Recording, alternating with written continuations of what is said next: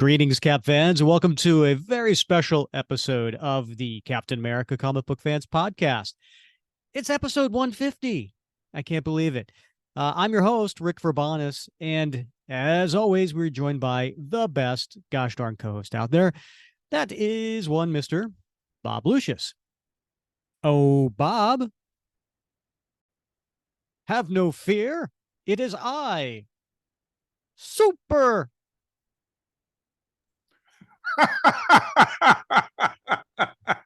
What is it? Finish it, Bob. Grover. Yes, Super Grover. Oh, I love it. I love it. Yeah. Now, why did I greet you with that one this episode, Bob? Because you're a big Sesame Street fan. Oh, who isn't? You know, Guys our age, come on. you are a fan of the monster at the end of this book. Okay. Was that Sure. Elmo? No, that was Grover. Right. That was Grover. Yeah. All right. You remember Grover, right? Yeah. And Yes, of course. And then he was a superhero. He was. He had a costume identity. He wore a cape and he wore some sort of like knight helmet. Yep. Right. Indeed. And he would say, "Have no fear.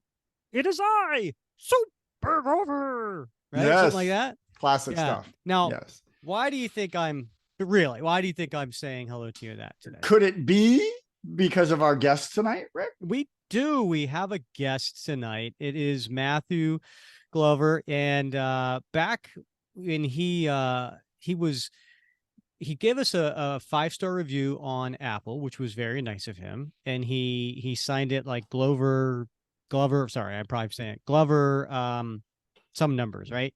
And I think you and I kind of, or maybe I just kind of joked about it, and I said something about it being, maybe it's Grover, Super Grover, and then I think I did a little here,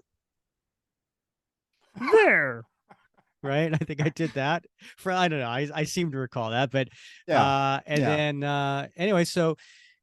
Turns out Glover number who gave us the thing was one other than Matthew Glover, who became a patron of the show, and he became a super soldier patron, which is the highest level you can do. And one of the things that we started doing earlier this year is a nightcap series, and where we have our super patriots, or sorry, our super soldiers come on, and they get to pick the topic. And we got a fun topic that Matthew picked for that today. So we'll get to that in a little bit. Bob, how's your week been going? Oh, it's been awesome. Yeah? No. You living in the 80s? It's been fine. It's been, it's been great, actually. Feeling good, feeling productive. Yeah. Right? Are you I don't know over the vid? I'm over the vid. Yep.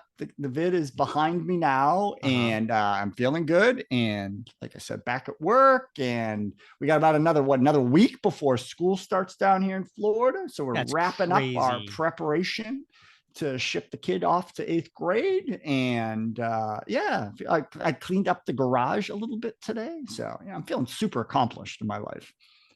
Actually, this episode comes out August 23rd. So hasn't he been back to school? Yeah, he's sick of it already.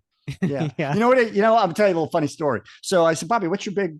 Bobby's my son, and I said, Bobby, what's your big goal this year? 8th grade, last year of middle school before you enter into high school. Big man on campus. Big man on campus. He's been waiting for this, right? So he's got his new attire, his new sneaks, backpack, a JanSport backpack. He wanted the JanSport this year. Did he take his sneakers out of the box? I'm just curious. He did. Yeah, but he's wearing the boxes around right now. So I said, what's your big goal this year? And he's like, hey, Dad, big goal this year?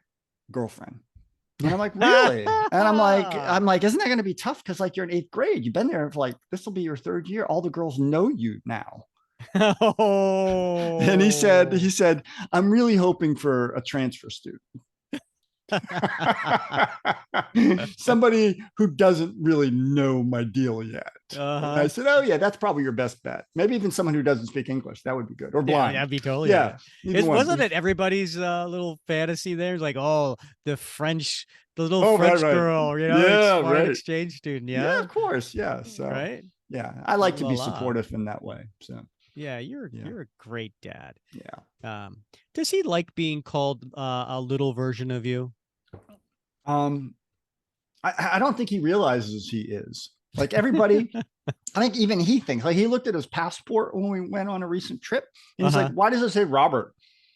I'm like, dude, that's your name. And he's like, no, my name's Bobby. And I'm like, hey, dummy. That's my name too. He's never been called Robert at school. None of the teachers have been like doing roll call going, Robert. No, he's always been Bobby. So yeah. And I'm like, dude, that has to end. Like as soon as you hit 18, that shit ends. Excuse my language. I'm like, I do not trust. This is my person. This is like, I don't open things in boxes. I also don't trust grown men that have a Y at the end of their name. What about an IE? Oh no, that's can you do an IE? No, that's even more difficult. In fact, the first year of his life, it was BOBIE. And then I was like, honey. But isn't that like a girl's version it is, of it? right? Yeah. Not that there's anything wrong with that. No. I'm not that way, but it's BOBBY, right? And I'm like, I do not trust any adult male whose last name ends with Y. So no Jimmys, Tommys, Bobbies, Billies, Freddie, none of those. I had someone today via email. This was I'm looking for a car. My daughter's turning 17 this month and she's getting her license. And so looking for a car. And so, I sent an email in to check out this particular dealership. And, this woman gets back to me, and we had a couple exchanges via email. And then on the last one, she called me Ricky. No. I was like, I don't know if I'm going to come in now. Come on. Yeah. No, see, that's my point. Right. Yeah. And I think this is because I think, my wife used to be a politician. Yeah. And she ran for Congress, and she ran against. They found you in her closet. Yeah. Well, yeah, it was an issue for a lot of them. But in any case, there were some newspaper articles about me. But her opponent was Jimmy. And I'm like, how can this even be a competition? You just pissed off about 15% of our listeners, right? Probably so. I'm sorry. It's just one of those things. I don't open things in boxes. I don't trust grown men with Y at the end of their name. I got 2 hangups in life, man. Are we counting? You mean like the first 5 minutes of this podcast? All right. Why are we here? Oh, well, yeah, we're doing the whole Nightcap series, but we do have, speaking of the review that Super Glover gave us, we do have a new review on Apple Podcast, Bob. Shall I read it? Please. I live and die by these. Here is the most recent, and this one is from Agent Off White. Okay. Interesting. Okay. Yeah. Okay. And the title of this one is Let's Rap with Cap. Good news, Cap fans. You just found the podcast you've been craving. A fan celebration of our favorite hero with a side of creator access. The character of Steve Rogers is why you came here, but the character of Rick and Bob is why you'll stay. And after a few episodes, what would Cap do? He'd write a review himself. Nice. Nicely done. Yeah, thank you, Agent. We appreciate that. I love the side of creator access, because that reviewer has no idea what you have lined up, Rick. I know. I got a couple of good ones coming up here soon. Sure have. You hooked them. Woo! Looking forward to that. Yeah, this is episode 150, and 151 is also a very special episode. Stick around for at the end of this episode, and I will give. I've already said, right, we're going to be doing a Captain America fantasy draft. I am so excited about this. Bob and I are going to be picking our teams of 10 characters. We're going to go back and forth, but there's parameters, Bob, and I will share those parameters at the end of this episode, because I love when you use big words. I do. Yeah. I have a very big vocabulary. Yeah.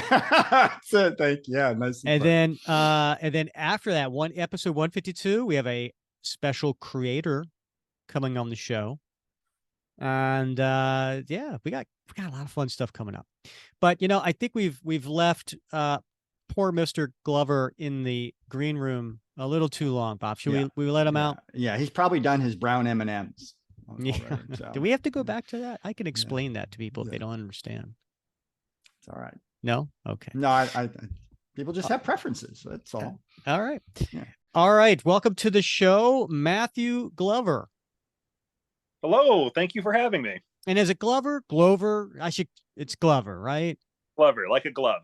Okay. And and Bob likes to call you Matty. Is that okay? God. No, I thought it was a Mathu. Was I saying it wrong? no. God bless you. Yeah. My enemies call me Matu. Matu. Okay. Yeah, there you go. Oh, Okay. that's right. Because of what you do for a living. We'll get into that in a second. All right, all right. But do you go by Matthew? I do. Okay. And you hate it when people just take the liberty and call you Matt? Oh no, I've gone by Matt. Like that was like my high school, college name, and then I became an adult and said I should probably go by my whole name. Oh wow! So you take the same thing that Bob here goes by, although not really, because he should be called Robert. I mean, I go by Bob, but you know what? Rick, are you a Rick or a Richard? Rick, I'm a Richard. Are you Richard? Okay. Yeah. Right. Yeah. But things I learn about you. Yeah. Yeah. The only people who call me Richard are my mom and my ex-wife when she's trying to piss me off. Oh yeah. Yeah. So I always feel when I hear it, I cringe. Mm-hmm. Yeah. So I actually became Rick the first day of high school. On the very first day of high school, someone said, "What's your name?" And I was like, Rick. And I've been Rick ever since. Yeah. Here's another synchronicity. You want to hear another synchronicity? What's that? Super Glover. Let's hear it. Super Grover, right? My I have three older brothers. The one in the middle, I'm sorry, the youngest of the three. He when I was young, he called me Bert.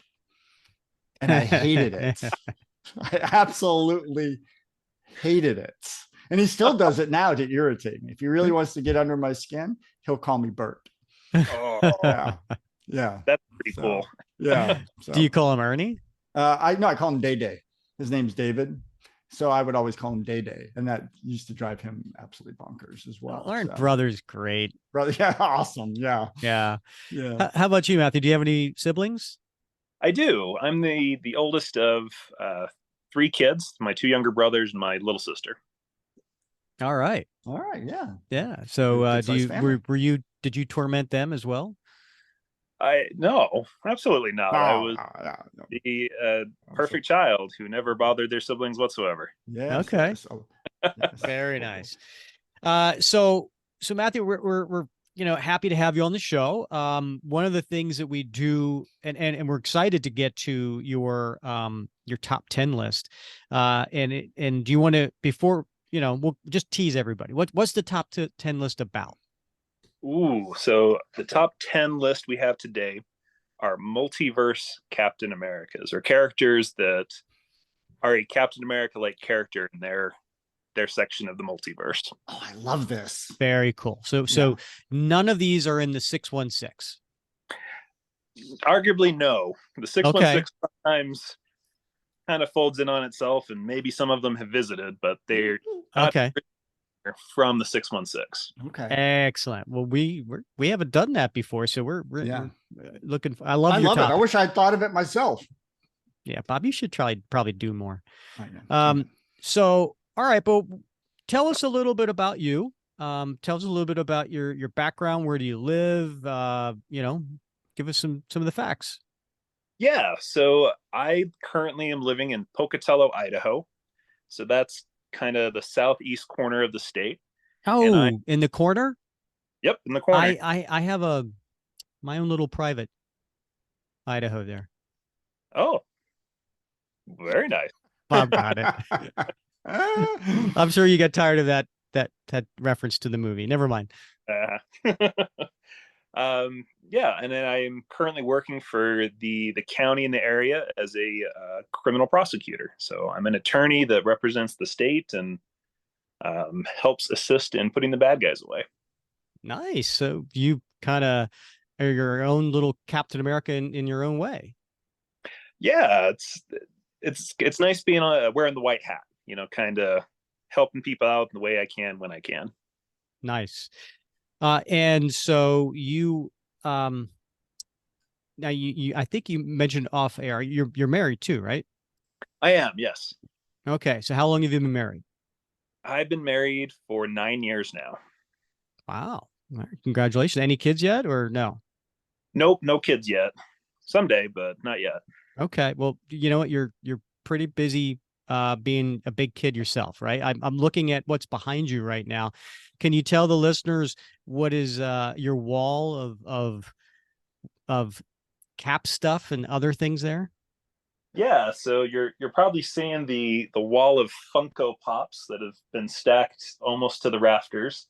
And then I've got a comic book display that I rescued from a store going out of business that has 4 drawers in it and a bunch of places to display. And I said, okay, as soon as I fill this comic book display, then I got to be done. Like I got to reassess. And now I have this thing filled with 5 more long boxes, and it's showing no sign of slowing. So It never ends.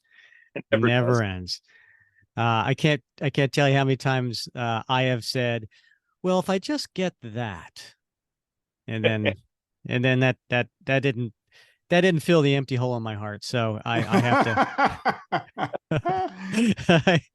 I have to still go. All right. So before we get into your first Cap comic, we do need, because this is a nightcap series, and I think this is the third one.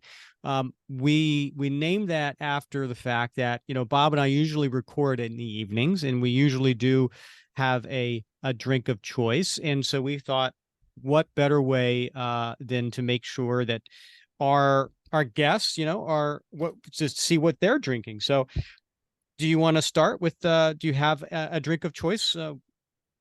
I do. So I don't drink alcohol, but I have a soda from the Soda Mix location here in town. I don't know if this is like a nationwide thing, but there are all of these tiny soda shops that do specialty mixed drinks, and usually they sell cookies. Okay. They're all over the Wasatch Front, like down to Arizona, all the way up to Washington. But this particular one that I go to has a Captain America. And so yep. At the front door. Really? The drink is Captain America or the cup is Captain America? I can't make it out. So the title of the drink. So they give them all kind of different names, kind of the way you cocktail. And the Captain America, you can do a base of Dr. Pepper or Coca-Cola. And then they add blueberry, raspberry, and coconut cream. So red, white, and blue. Ah, very nice. It is delicious. Yeah, and I'm sure it's calorie free too, right? Nope, it's like just straight. All right, very nice. I like that. Bob, what about you? What are you drinking tonight?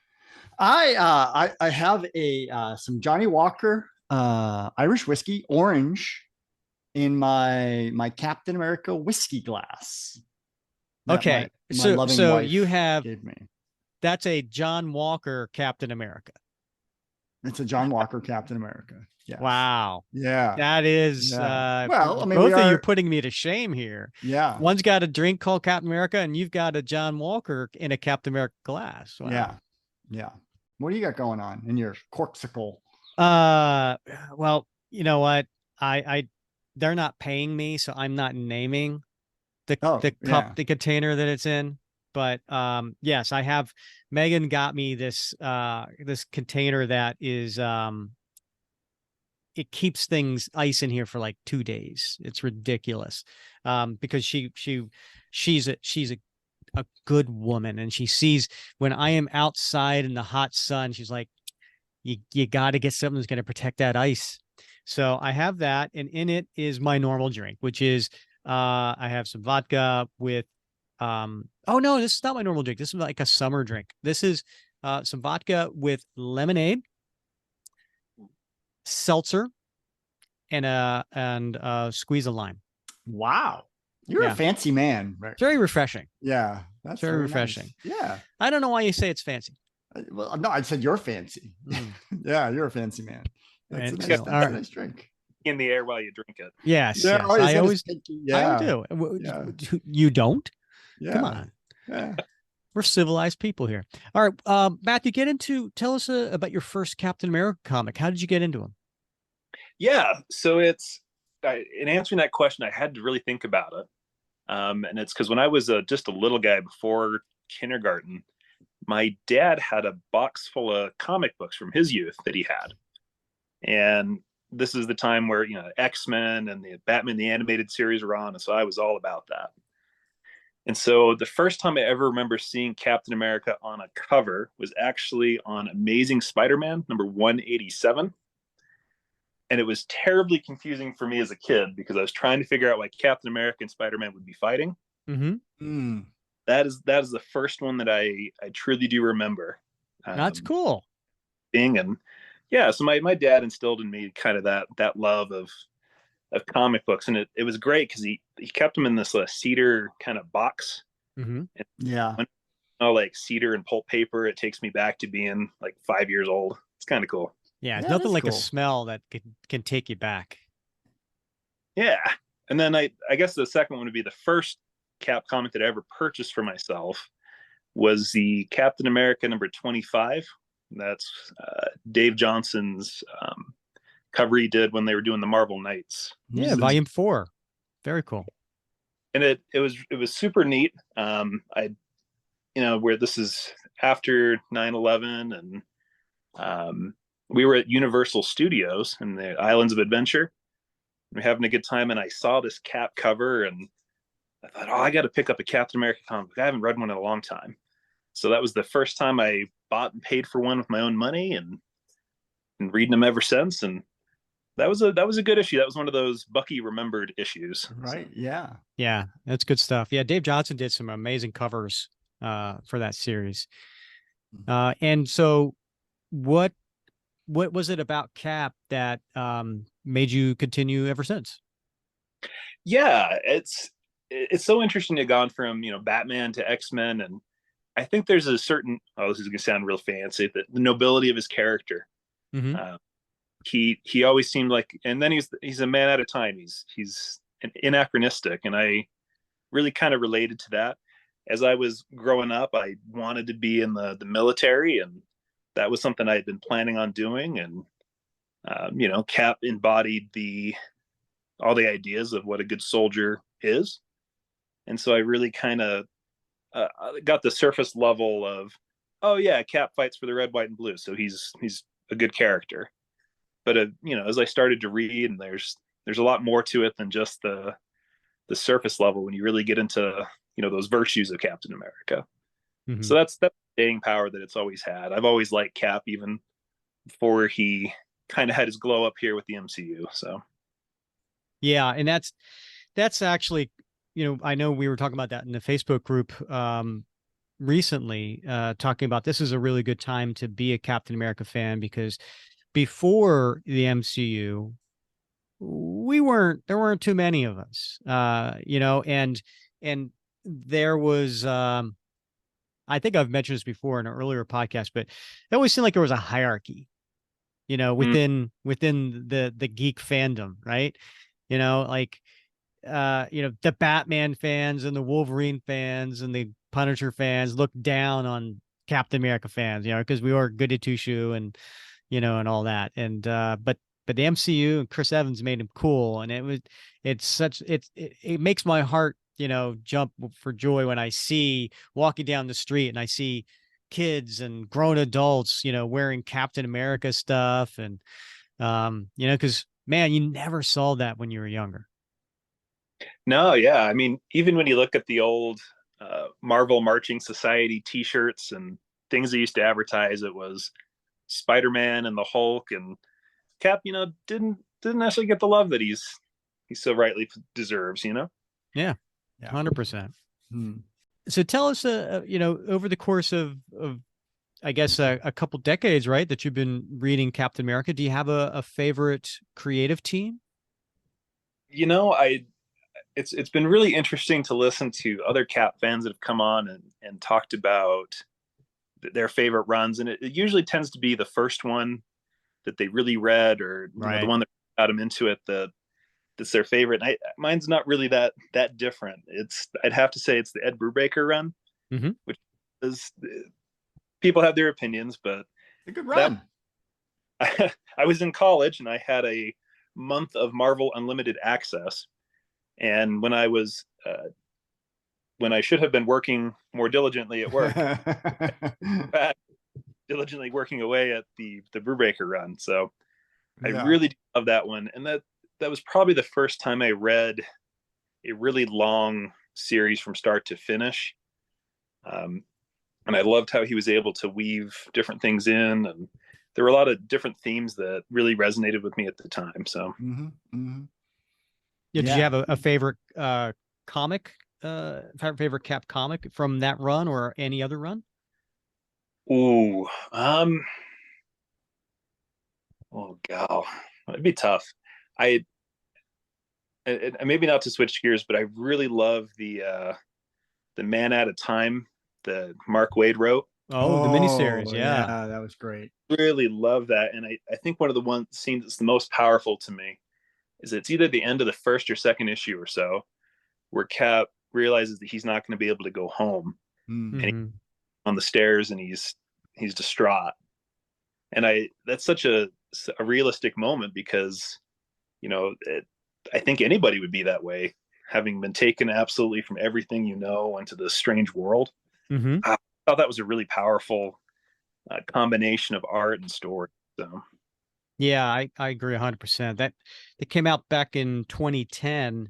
I think it was a 5-issue miniseries. We covered it panel by panel back in episode 31. If anybody hasn't read that or they want to check it out, because it's a very strong story on a lot of levels. Mark Waid, one of my all-time favorite Captain America writers. He just gets the character of Steve Rogers so well. Yeah, he really does, and then he's been on the podcast before, and I hope somebody out there is able to convince him to do maybe another mini series or something. Doesn't sound like it's there, but never say never, right? That's right. You would think so. I mean, because I think he did, if you include that Man at a Time, right? I think he did 4, maybe 5 runs of Captain America. But yeah, that episode, we had him on the show, was episode 78. And I think he said, I will never write Captain America again. And I think it was more because of the political climate that we find ourselves in. And he just didn't want to get sucked into that, because Cap inevitably becomes, for some people, a very political character. And but it was a great conversation with Mark, episode 78. Yeah. Well, Sean Connery said never again as well. And what did we get? We got Never Say Never Again. So yeah, which he really should have said never. Yeah, he should have probably just stuck to never again. Yeah. Now, speaking of podcast episodes, Matthew, do you have a favorite episode? So I was thinking about this, and there are so many good ones, and they're also different sometimes. With the reviews or the guests or the theater in some of the episodes. But the one that I'm sorry, did you just say theater? The theater. Yes.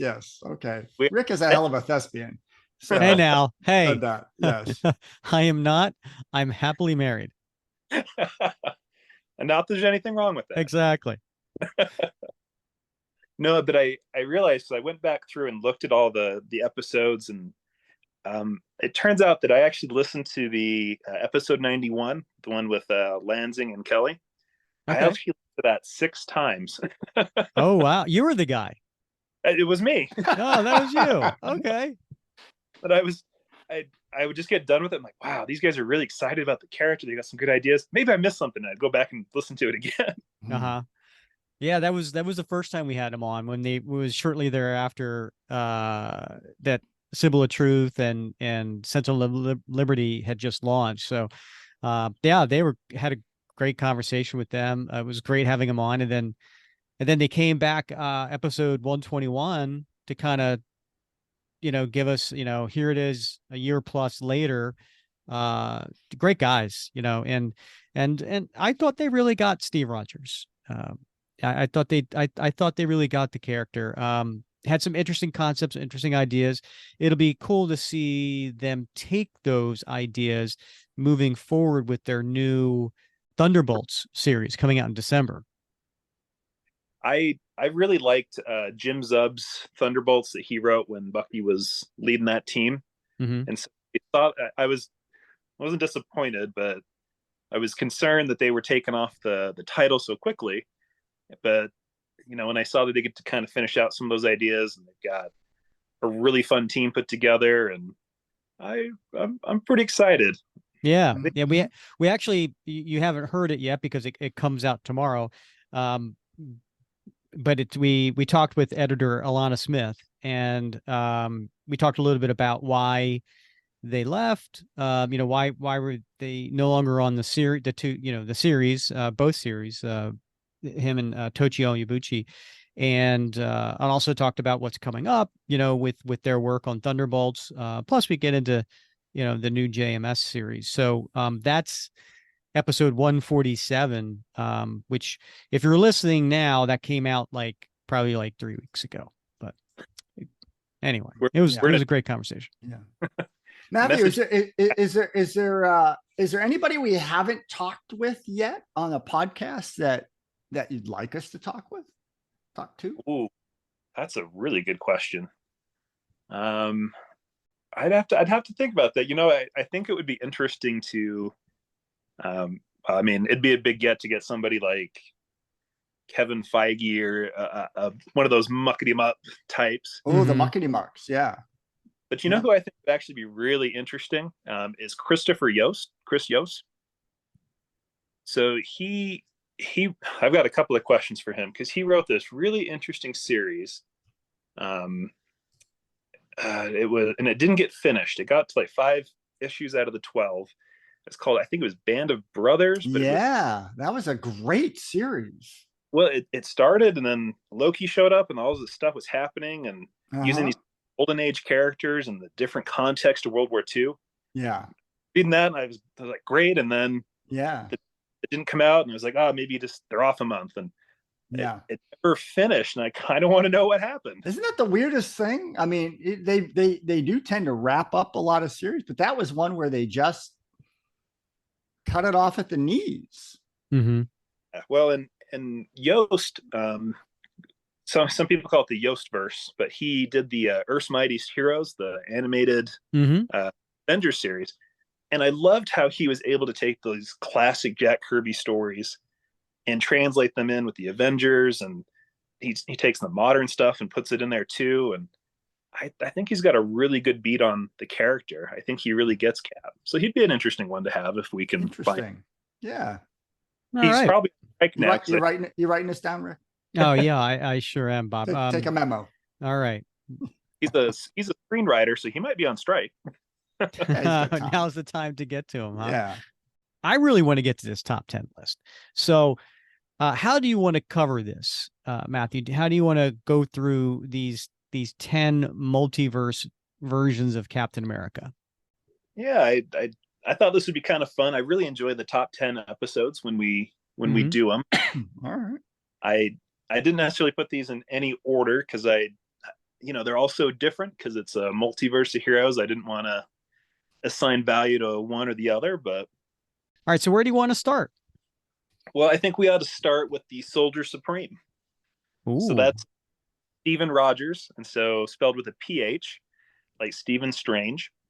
He comes from an event called the Infinity Warps, which happened probably about 5 or so years ago, where Gamora used the Infinity Stones to fold reality in on itself. And so we got some really interesting character mashups, like the Arachna Spider, which is a Moon Knight Spider-Man. We had the Iron Hammer, which is a Thor Iron Man character.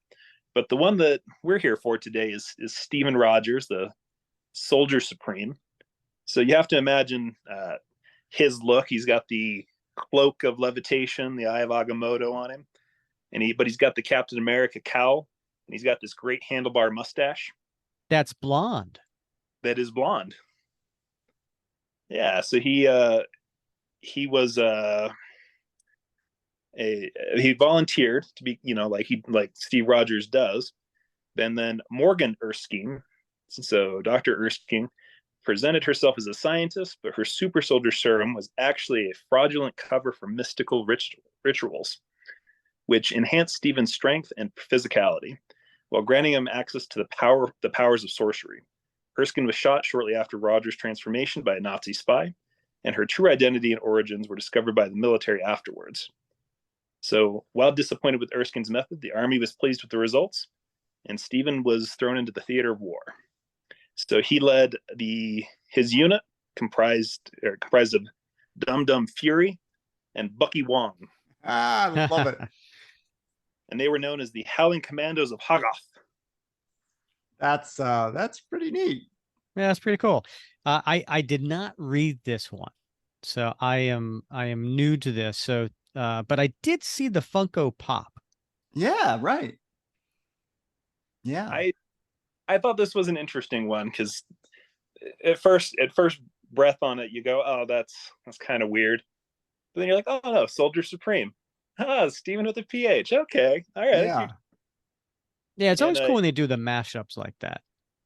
Yeah, and it, the art is pretty much exclusively, it was done by Alberto Ramos. So he has a very unique way of putting his characters together and showing kind of the magic of how he likes to do stuff. So that definitely took on its own personality. It's interesting that Funko did they come up with a whole line of characters from this particular series? Because it just strikes me as odd that like they would snatch this one out of nowhere to do Soldier Supreme. Yeah, they did. And the first wave, I think, was about 3 or 4 characters. And of all places, it went to Walgreen. Oh, yeah. So if you happen to be at Walgreen on the right day at the right time, you might be able to find one. Right. I remember being at Walgreens and seeing it, and it was then I don't know, a month or 2 later, I saw it on clearance at Walgreens. Oh, we were talking earlier about the 5-pack Funko Pops from Amazon. Yeah. I thought for sure that was going to sell out, and I was so excited, so I bought it for full price. And, of course, I bought 2. Me too. And now I've seen it on sale for $16, and was like, yeah, you got it on. Yeah, mine was a Christmas gift for me, so me too. Yeah, but it was just from myself. Okay. Yeah. So. Yeah, it was my biggest fan, right? That's right. Yeah, interesting. I had no idea at the time when I saw the Soldier Supreme Funko that it was actually tied to a No Kidding comic book. I guess I should have realized that, but now I know. Yeah, maybe we'll have to check out Infinity Warps. Very cool. All right, next on your list. Next on my list, we're going to do one more mashup. So this is the Super Soldier from Amalgam Comics. So I remember those. You remember those? I do. I had there were 2 1-shots. Yes. It was. So Amalgam Comics came out of this big crossover event with Marvel and DC. And I remember when it came out because the stores that I went to had all these displays, and you had these little cards that they give you, and you could vote on who was going to win in the fight in the Marvel versus DC. And they had a series of cards that I had the whole set of. And at the very end of that, they introduced this Amalgam universe, which is where Marvel IP and DC IP were pushed together. And one of the characters was Captain America and Superman. They were combined into this character. A little synopsis on him: he's from the Amalgam universe, and in that reality, Clark Kent was given a super soldier serum created from the DNA of a dead baby Kal-El. The serum gave him powers of the main Marvel universe Superman. He was later frozen in his battle with Ultra Metallo at the end of World War II, and then he was revived later and continued his fight. The other thing is he also led Sergeant Rock and his Howling Commando. Yeah, right. Yeah. And he fought the Green Skull. And the Green Skull. Right, Lex Luthor. Yeah, so he's an interesting character, and there's, his upper torso looks like Cap, his bottom half looks more like Superman, and he had the shield, which is normally the S on Superman, the hope symbol, but that was what his shield looked like. Mm-hmm. It was an interesting character. I think they're one shots probably for a reason, because that would have been a hard series to keep going with all the powers of Superman and Captain America in one character. Yeah. Yeah. Yeah. Rick, if I had a dime for every time someone said my upper torso looked like Captain America and from the waist down I look like Superman. a Superman who's been exposed to kryptonite. Right. I look like an amalgam. That's what most people say. Yeah. Is that what happened when you come out of the shower? It's kryptonite, I swear. Yes, it's kryptonite. Interesting fact about the super soldier. We were just talking about Mark Waid. He was created by Dave Gibbons and Mark Waid. I did not know that. Yeah. That was another one. Just Mark Waid playing with, and Mark, who better, right? Somebody who's been on both Marvel and DC, and it's fun, interesting story. I mean, you had me at the dead baby KL. Just right there is like, wow. Okay. All right. So who's next on your list, Matthew? Why, that would be Steven Rogers of Earth 1610. So for those your official Earth designations, that's Steve Rogers of the Ultimates universe. Oh, yeah. He's a jerk. Jerk face, I think, is the technical term. Is that what it is? Yeah. Okay. He's a very interesting approach, and I think he's pretty reflective of his creators. But he's created Mark Miller and Brian Hitch. Yes. Right. Yep. So I think there's a lot to be said about the Ultimates universe. Originally created with the imprint under Ultimate Spider-Man with Brian Michael Bendis, the world got expanded upon, and more characters got kind of piled in and joined in. With the 2002 publishing of the Ultimates, they had their own version of the Avengers. Mm-hmm. And the Captain America of this universe tends to be a little more, well, maybe a little's the wrong word. He tends to be more brash. And he definitely has a different approach than, the Steve we're used to in the 616. Well, that's putting it mildly. Yeah, I was about to say the same thing, Bob. Yeah, I wanted to like him so much, but he is not the Steve Rogers I grew up and loved. This guy is he is a badass, but he's more of a super soldier than a superhero. Yeah, and I think there's that famous panel where he says, the A on my head doesn't stand for France. Yeah. Right. Yeah. That panel hasn't aged particularly well, I would say. Right. When they're asking him about surrender or something like that. Yeah. Yeah. But I will say, because I wanted to talk about, there was a 4-issue miniseries with Ultimate Cap that was done, and it was written by Jason Aaron. And that was a very interesting look, and I think it might be the best Ultimate Cap story in my opinion. Okay. I think Jason Aaron really does get the character. I think especially in the 616, but he essentially meets the Captain America of Vietnam. I think it was Frank. Yeah, their version of Nuke, and it's pretty interesting how that story played out. I think it's interesting. And Ron Garney was the artist, right? Of that miniseries, I think. I believe so. Yeah. Jason Aaron, I think, gets the character. I think he wrote him better than Mark Millar did, but your mileage may vary. Yeah. It's funny, in the Captain America Facebook group, you don't see a lot of posts about. Well, obviously, there's a lot of variants here. You're going to talk about some you already talked about. Some are more well known than others, but certainly the Ultimates Captain America is pretty well known. But we still don't see a lot of posts about it. Yeah, it is interesting. We did have a member of our group, Jason Alvarez. He's a big Ron Garney fan, and every year he goes to, I think, Terrificon up in Connecticut, and Ron Garney isn't in that area. He lives in the area, so Yeah. he tends, and he always picks up something from Ron Garney, and it seems like he's gotten, every time he goes, he gets a page from that Ultimates or Captain America or Huh. Yeah. I whatever, think I the saw the that. mini Yeah. series that Jason Aaron did. Yeah. Yeah. So he posted that not too long ago in the group. Yeah. That's true. That's true. Yeah. Interesting. Yeah. Well, and what's really interesting about the Ultimates universe is the Ultimate series, the 12 issues, is really designed to kind of be like a movie and to be kind of cinematic and maybe a little bit more grounded, a little more techno, a little less flashy than the 616.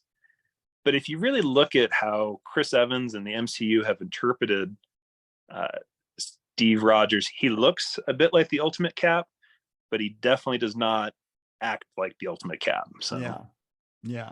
pretty interesting stuff. All right. Well, good choice. Good choice for your third up. What else you got? The next one I got, this one's a little more niche, obviously not as popular as Ultimate Cap. It is Gladiator Steve. He's from Earth 1683-2. So if that rings any bells, he's sometimes called the Captain. And this occurred during the events of Secret Wars. So when all the chunks of planets and different realms were put together during Jonathan Hickman's Secret Wars event, he was a gladiator who rose from the fighting pits to kind of his prominence there. Steve was forced to venture into the realm of Greenland, so it's a Hulk-infested area ruled by the Red King. And his companion was Doc Green, a Hulk incarnation of Steve himself, and the Devil Dinosaur, which is some of the art on it's fantastic. It's this gladiatored out, like the shoulder pads and the big axe riding the big red dinosaur. And it's a pretty interesting comic. It was Planet Hulk #1, came out in 2015, and he was created by Sam Humphries and Mark Lamming. And one of the interesting aspects of this Gladiator Steve's character is his entire purpose for going to the Greenland was to gain favor, to find his partner, Bucky. And it's kind of one of the first, I think, canon Steves that has kind of a same gender attraction with one of his partners. So it's implied, it's different. He's obviously not the 616 one, and he's a little different, but definitely a Steve Rogers through and through. Yeah, he kind of reminded me of too was the way he looked, as this gladiator, almost like a barbarian type of thing. Mm-hmm. My very first introduction to a variant Steve Rogers was when back in Uncanny X-Men 190. And this was Chris Claremont and John Romita Jr. were on the book at the time. And there was this villain who was named Kulan Gath. And it actually was from Conan the Barbarian's time period. But he was so old and so ancient, he was still like somehow in this time period. And he turns New York City, he casts a spell over New York City, and it turns it into a barbaric historical type society. So we got to see whoever was in New York at the time turn into these type of characters. And there's this really cool version of Steve Rogers where he's like a barbarian, and he looks kind of like, this gladiator. And, that was the first time I was like, that's really cool version of Captain America. He had a shield, and, he had, but the clothing, and he had long blonde hair, and he didn't wear a mask. And it was just, I know if anybody remembers that from Uncanny X-Men 190, make a note of it in the Facebook group, because that to me was like the first time I saw a different version. I was like, that's cool. Yeah, I think the first time you see a multiverse character, there's always those similarities that connect them to characters, but they're always different enough. You go, oh yeah, that's kind of a cool twist or a different spin on it. So yeah. Who's the next spin we got? Next one. This is Colonel America. He is the Steven Ooh. of Earth 2149.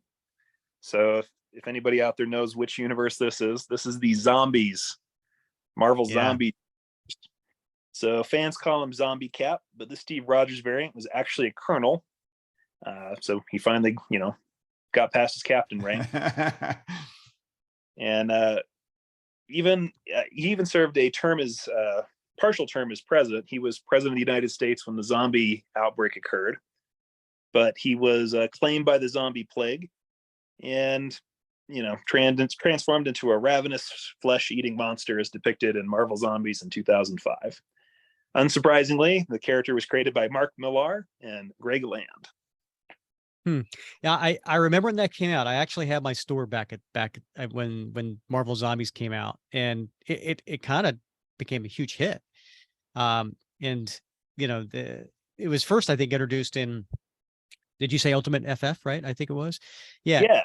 And then it made its way into its own miniseries. Robert Kirkman was the writer, and of course he was doing Walking Dead.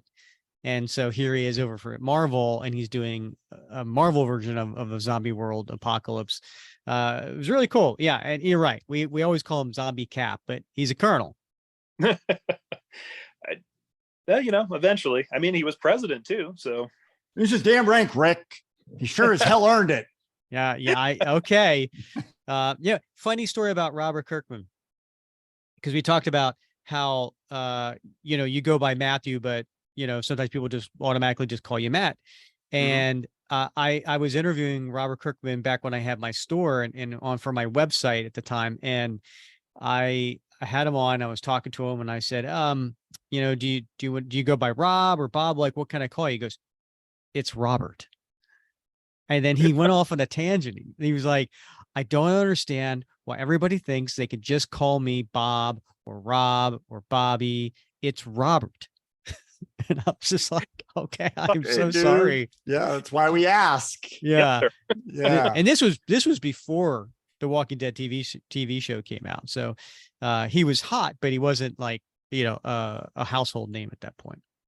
But I digress. Did you do the whole lighten up, Francis? Did you do that one? No. Yeah. Don't call me Francis. Yeah. Well, and then, the zombies were featured in an episode of What If on the Disney Plus series, and very different take on it, but made it MCU adjacent. Right, brought it back. Repopularized, I think, the zombie characters. So yeah. Plus, I have my Funko Pop of them. Yes, they did a pretty good job on that sculpt. It's a pretty good looking pop. Yeah, that's the one from the What If, right? The zombie cap. Yeah. Do you have the 12-inch one? That's a rather personal question, don't you think, Bob?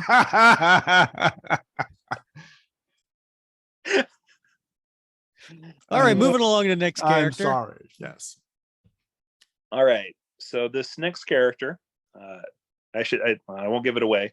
Their designation is Earth 982.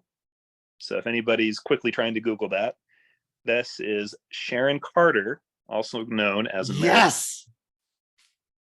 So I knew Bob would be excited about this one. Yes.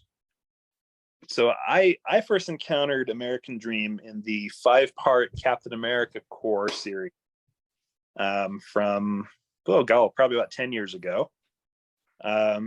She is the cousin of a SHIELD agent, Sharon Carter, who grew up idolizing Captain America.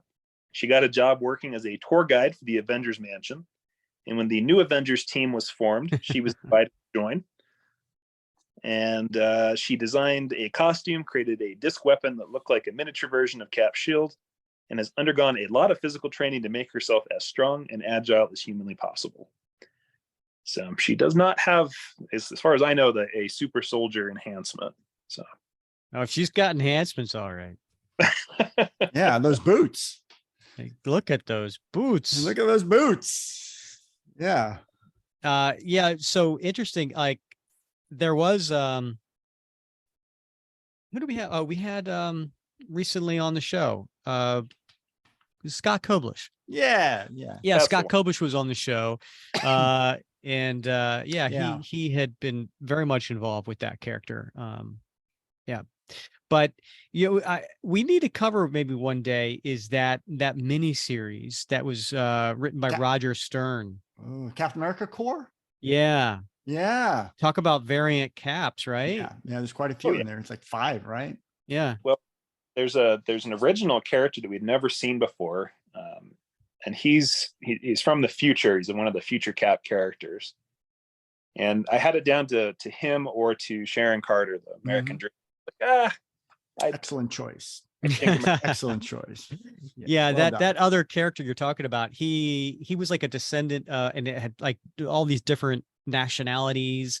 He truly was kind of like this American petri dish, and I think that was really interesting. Some say he was even a descendant of Luke Cage, I think. I think you're right. Yeah. He definitely had the Luke Cage physique. So yeah.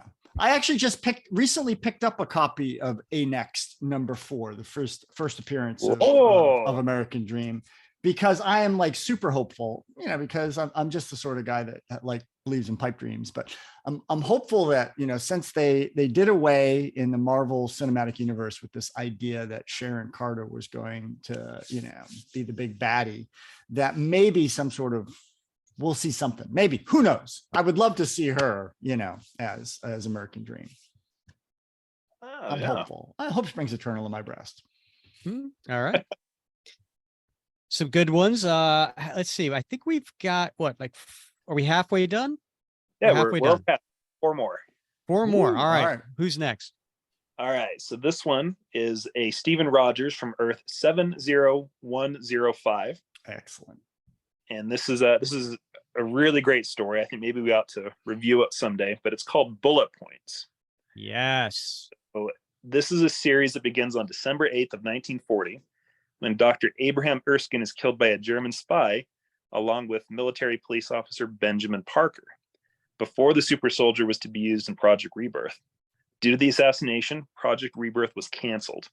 The U.S. government activates Project Iron Man and asks Steven Rogers to participate in it. Steve accepts and is permanently bonded to the Iron Man armor. Iron Man debuts during the Battle of Guadalcanal, going on to help the Second World War, and Rogers goes on to become an essential part of American military tactics over the resulting decades. So it's a great perspective on, I think, what really makes Steve Steve, because he was given the Captain America mantle. He was never given the super soldier serum.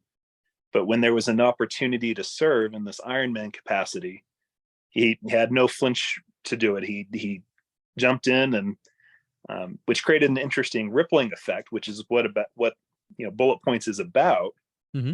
He ends up living through all these decades that he would have been in ice in the regular. So he was created by J. Michael Straczynski and Tommy Lee Edwards, and this came out in 2006.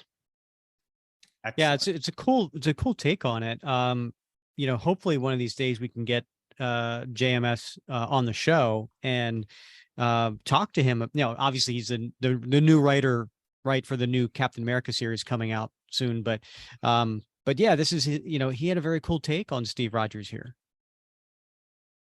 Yeah, and I definitely think that putting Cap in the armor obviously echoed into the What If with Agent Carter and the Hydra Stomper. The Hydra Stomper. Yeah. Overlays, but yeah, I wondered if there was an influence there on that creation of the Hydra Stomper, because I don't recall ever seeing anything similar to that in the lore.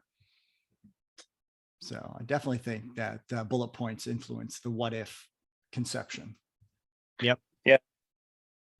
So I was a really broke college kid, and I was at a bookstore, and I saw this Bullet Points trade, and I was waiting on other people, and so I read it as quickly as I could in the store, and I just remember reading it very quickly, and it was a really, really great read, so I had to go back and buy it. Of course, yeah. I got to revisit that. That was a really good story. I read it about 6 months ago, and this is one of those things where, like, in the Facebook group, somebody mentioned it, and I'd never heard of it before, honestly. And I picked it up and read it. And so, thank goodness for the Captain America comic book fans Facebook group. Absolutely. All right, Matthew, who's next? We got 3 left to go. We got 3 left. So this one is kind of a personal favorite of mine. I think it's a very interesting concept, but these are the Cell Block Steves. So these characters showed up in the Avengers Forever #7. That was written by Jason Aaron. And at this time, there's a lot of multiversal things happening in the Avengers storyline. And it basically starts with these handful of guys that all happen to have the first name Steve. They wake up in these cells and they don't know how they got there. They don't know who each other are.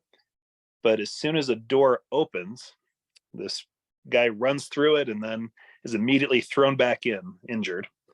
And so this happens every day. The door opens and they're trying to figure out how to get out of this prison cell. And it turns out each of these guys, well, spoiler alert, if you're going to go read it, pause now and then come back.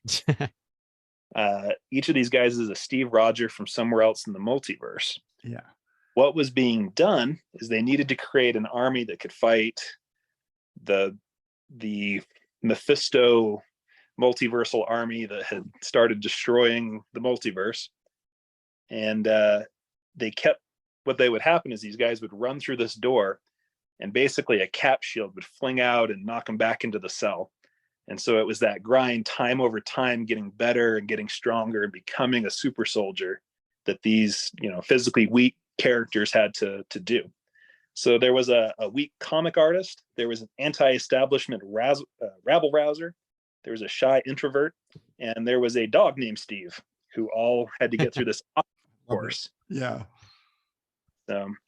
So they each time they keep getting beaten back down. They're trying to get stronger. They're doing push-ups, and eventually they convince Weapon America, who's a Steve Rogers who kind of had the Weapon X treatment. So he's got the claws, he's got the adamantium skeleton, but he's also got the face tattoo with the flag and the Nick Fury eye patch. So he's been put through the ringer, and he had stopped trying, but he sees these guys continually trying, and he's renewed and helps get through. And these guys finally make it through, these 5 guys out of the cell block, and they're met by other multiverse Captain Americas, and they're given their own shields and, welcome to the service. It's a very interesting story. Definitely that resiliency part of the character. I love this. I love this issue, Matthew. And it was a real treat to read it because I didn't know what to expect, obviously, when you pick this up. The Avengers Forever series is, every issue is a little bit different.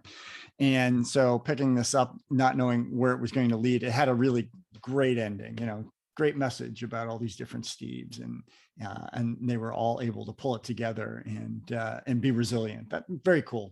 Good selection. Yeah, I definitely what he said. Definitely recommend it if you haven't checked it out. Yeah. All right, we're down to our bottom 2. Ooh, the bottom top 2 or top 2 or middle 2, because it's the multiverse. It comes and goes, and I like it. Nice. Yeah, there you go. All right, so this is the Steven Rogers from Earth 460. So when we're first introduced to him, he goes by the name Roja, so Rojaha. And he appears as a tall, blonde Native American bodyguard. And this is in the Marvel's 1602 series. So for those of you that are not familiar with what 1602 is, imagine if you had the MCU or the Marvel universe starting in Shakespeare's time, where you've got the Queen and, all these different characters, but they speak in this very Shakespearean language. And this particular Captain America it was very interesting because he was fighting in his universe, and he was thrown back through time to 1602. And knowing what he knew, he made contact with the local Native American groups and kind of started to alter the course of American history a little bit by kind of preparing them for what was going to happen. He helped protect the early Roanoke colonies. And then as things kind of went on, his presence in the past started to trigger all these other things. So Nick Fury kind of shows up in his capacity as the Queen's advisor. There's a blind bard who has better sight than he lets on to. And so these things all start to echo because Steve Rogers was, again, a man out of time. So very interesting. The colonists, when they saw him, assumed he was a Welsh Indian. So they obviously giving him a different racial identity amongst the natives. But eventually he was returned to his own time. This character is created by Andy Kubrick and Neil Gaiman. I gotta be honest, I've never read this series. Yeah, me either. But you got me interested now. Yeah, it does sound interesting. And it sounds like there might be, I mean, is this simply adventurism? Is there a higher point? Is there a message in this series? There is. So it's a very interesting combination of characters. And this particular series has been revisited a few times with different stories. The Fantastic Four were adventuring pirates. Angela becomes a demon hunter, and in another version of it, it ultimately kind of comes back to, I think the interesting thing is Steve being there and trying to make the America the best that he could in his situation. Because rather than just being a man at a time, he adopts a group of people. He, vows to protect them and help them, and very in line with his character. Very different appearance than we're used to seeing him. For the majority of issues, he's absolutely silent. He doesn't say anything. Interesting. He doesn't give a speech at some point? Well, I think it's kind of a reveal that he's the person that's out of time that's caused all the events. You don't find that out till the end of the end of the story. So interesting. All right, I'm sold. Well, and I would recommend getting a copy and reading it, because the rumor is, I guess they confirmed it last year, Marvel What If will be doing a 1602 episode. Oh, I didn't hear that. So interesting. All right, I'm in. Or it'll be a little different. Yeah. So are we gonna have a Funko Roja? Oh, I sure hope so. I hope so. Yeah. All right. What do you got for your top billing? All right. So my last and certainly not least, I imagine that people are probably shouting at their headphones and wondering when this character is going to come up. But I know Bob is. I think we'd be completely wrong if we didn't include Captain Margaret Elizabeth Peggy Carter. So Captain Carter. Never heard of her. Never. So most people are probably familiar with Captain Carter's origin, but the reality is she didn't actually originate in a comic book. She was conceptualized by a video game, like a mobile game where it's a puzzle quest, where they said, oh yeah, what if this occurred? So they had this character and didn't give her a whole lot of backstory. And then slowly she started to kind of appear as this alternative. And then, of course, she had her own series after the What If series. And she was one of the characters that the Exiles meet in that series in issue number 3 of the 2018 run. So she's had a couple of different iterations. She's had a couple of different looks. But yeah, a very interesting character. Very simple. What if it was her instead of Steve? And obviously she shares a lot of common traits and resolve that I think Steve does.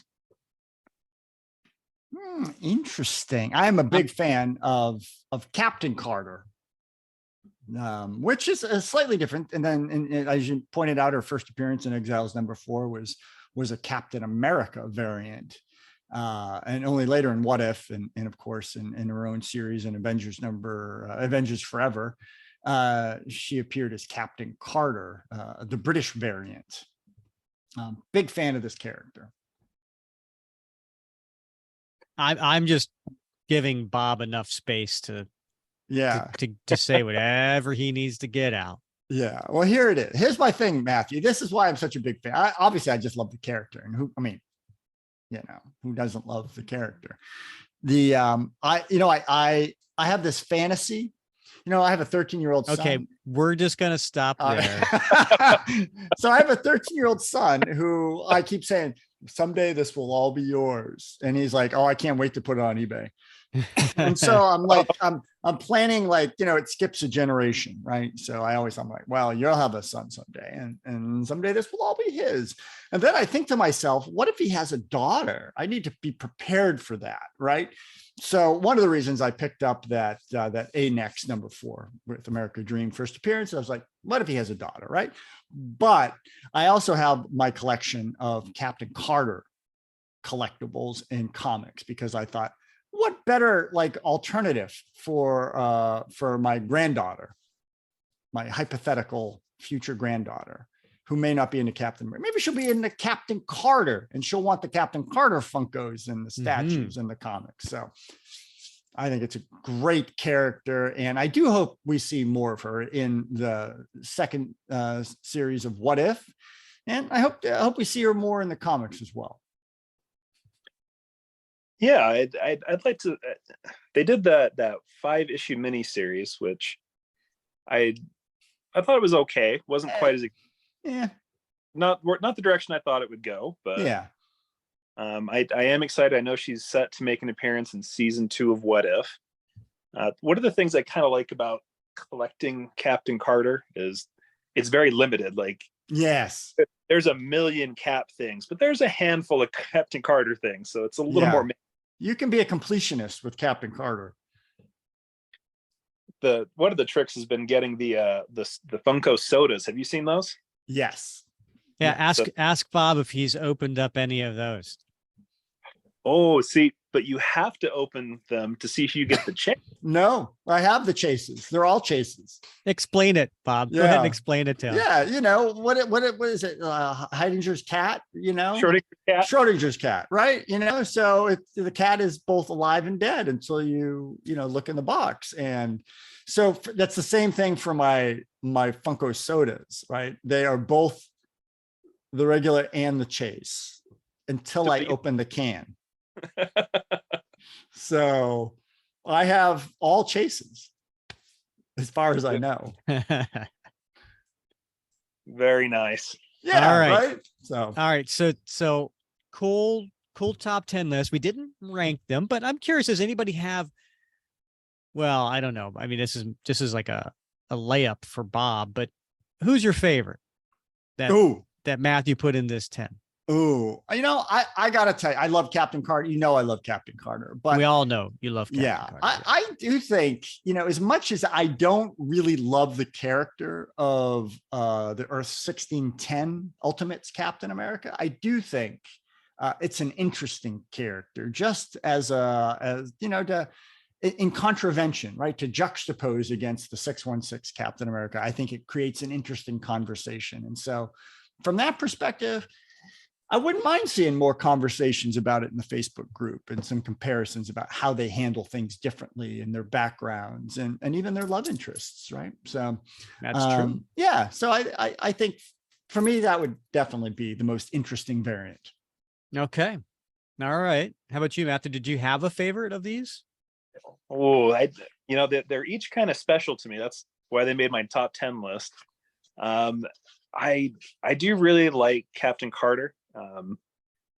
There's a great cover that came out. It was in promotion with the mobile game, and it's Captain America, Captain Carter, and she's got the shield on the side. She's doing the Rosie the Riveter pose. Right. Yeah.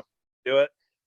As soon as I saw that, it was a sleeper variant. Nobody ordered it because nobody's buying these game variants, and I think it was like a 1 in 10, or it was a ratioed variant. So not a lot of them out in the wild.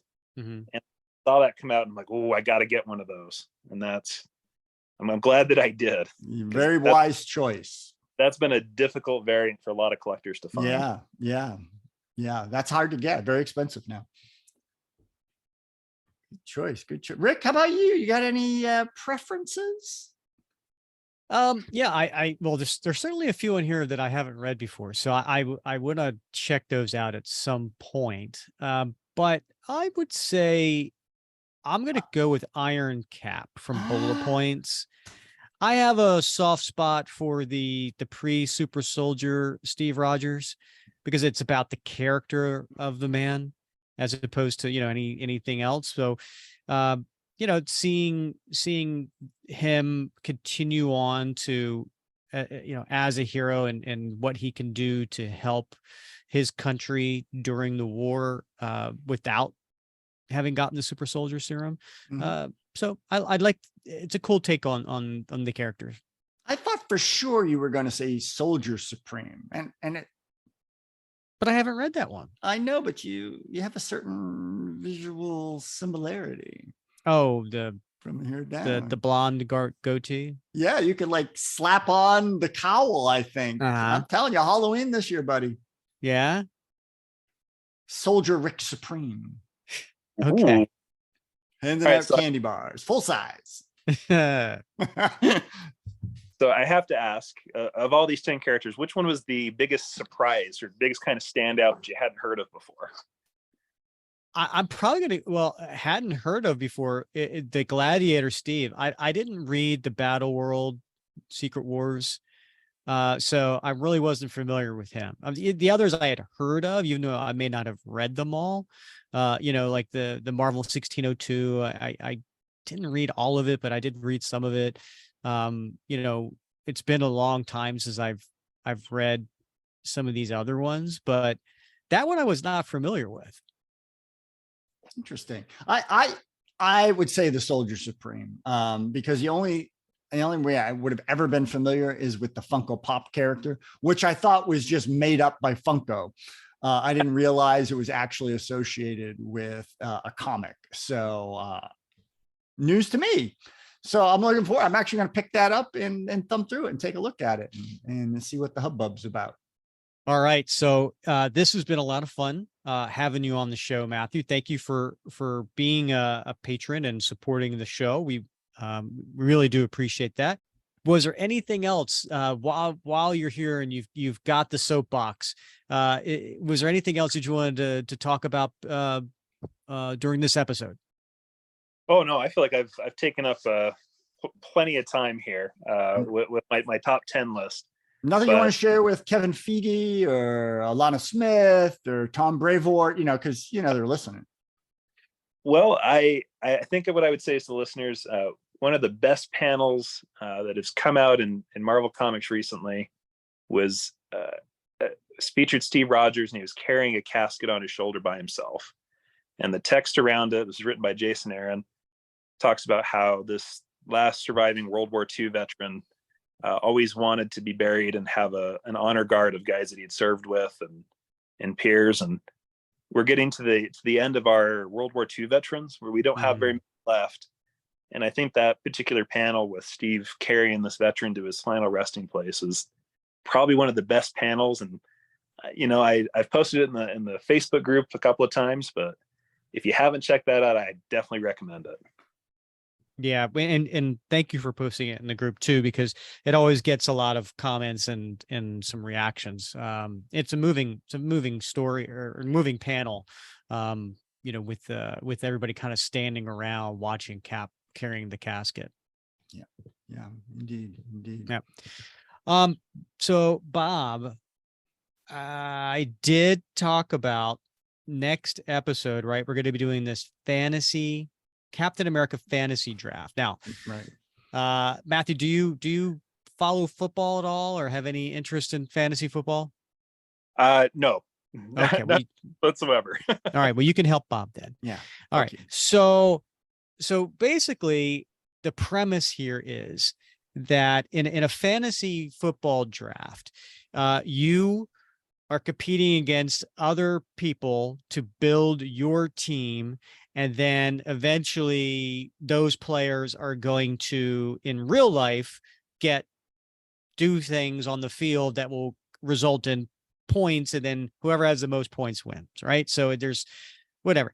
And the way they get those players is through a draft, right? So the draft is somebody picks a player, then the next person goes, and you kind of go, whatever. But there's only going to be 2 of us, Bob. So we're going to go back and forth, right? So, what are the parameters? Now we're building 10 characters, right? We're building our own Captain America series. Okay. So, if you could have any 10 characters to make your Captain America series, who are they going to be? I'm going to pick my 10. Now we might be battling it out for some of the same characters, right? So there's going to be a little strategy here. Now, here are the parameters. You ready?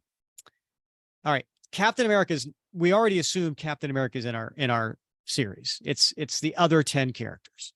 Okay. We got to have a love interest. We got to have a main villain and a secondary villain. So 2 villains, one being the main villain and then somebody else who also appears. We have to have a former foe who is now an ally. Do I need to give examples of that, Bob? Now, this has to be an actual former foe who is an actual ally in the comics. Yeah. Not a hypothetical, notional, not a correct. Okay. So somebody like Black Widow. Okay.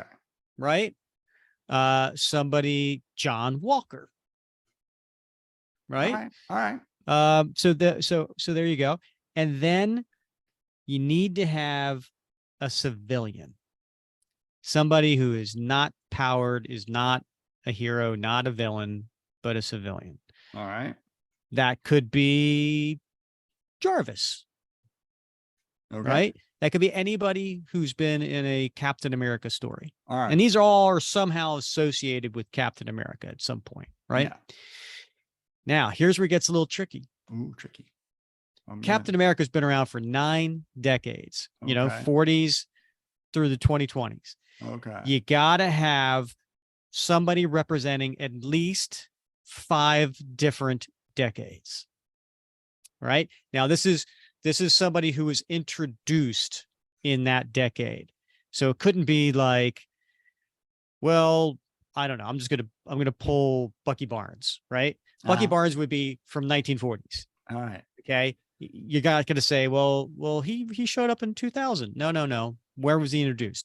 You got to have somebody from 5 different decades represented. Right. Okay. So now you're kind of thinking, okay, how am I going to build this team?